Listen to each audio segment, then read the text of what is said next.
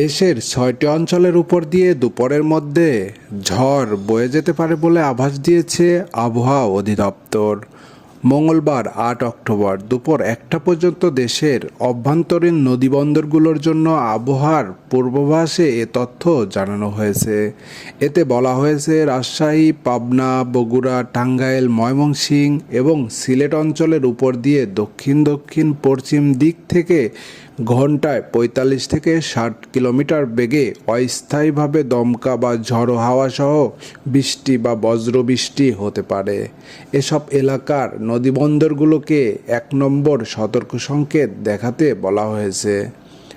এদিকে সন্ধ্যা ৬টা পর্যন্ত দেওয়া আবহাওয়া পূর্বাভাসে বলা হয়েছে, রংপুর, ময়মনসিংহ, সিলেট বিভাগের অনেক জায়গা এবং রাজশাহী, ঢাকা, খুলনা, বরিশাল ও চট্টগ্রাম বিভাগের কিছু কিছু জায়গায় অস্থায়ীভাবে দমকা হাওয়াসহ হালকা থেকে মাঝারি ধরনের বৃষ্টি বা বজ্রসহ বৃষ্টি হতে পারে।